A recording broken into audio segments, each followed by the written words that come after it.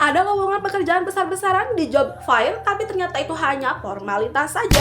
Jadi, ada salah satu HRD yang membocorkan tentang adanya job file itu ternyata hanya formalitas saja. Apakah benar seperti itu? Karena katanya kalau tidak ikut membuka job file di acara tersebut, justru perusahaannya ini akan kena denda. Jadi mau nggak mau harus tetap ikut.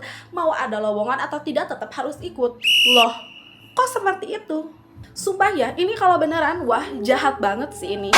Apakah perusahaan tidak melihat bagaimana orang berjuang panas-panasan, berdiri desak-desakan hanya untuk melamar pekerjaan yang sebenarnya mereka itu nggak tahu pulang dari sana itu mereka dapat pekerjaan atau tidak?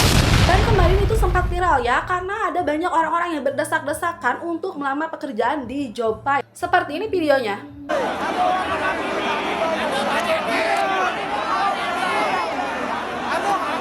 Kebayang gak sih ternyata uang yang dibelikan buat bensin untuk berangkat melamar pekerjaan, uang-uang yang dibelikan untuk membuat berkas-berkas lamaran pekerjaan, itu semua sia-sia karena sebenarnya acara itu hanya formalitas aja. Mungkin memang gak semua ya, mungkin ada juga beberapa perusahaan yang memang benar-benar sedang membutuhkan karyawan atau sedang membuka lowongan pekerjaan. Tapi untuk kasus perusahaan yang ikut meramaikan saja tapi tidak membuka lowongan pekerjaan di acara itu, untuk apa? Seakan-akan membagikan harapan kepada masyarakat bahwa perusahaan A, B, atau C ini sedang merekrut banyak karyawan baru, yang padahal faktanya itu nol besar. Padahal yang sebenarnya terjadi di negeri Konoha ini, perusahaan dengan gaji besar atau UMR atau bahkan lebih dari UMR, itu tidak akan membuka lowongan pekerjaan besar-besaran.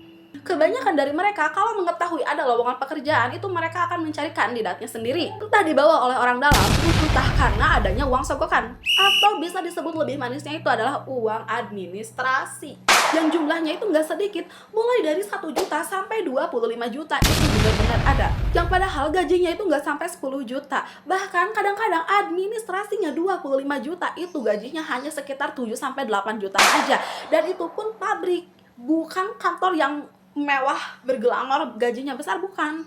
Kalau untuk pabrikan yang gajinya hanya sekitaran UMR 3 sampai 4 juta itu biasanya administrasinya itu di sekitar 2 juta atau 3 juta.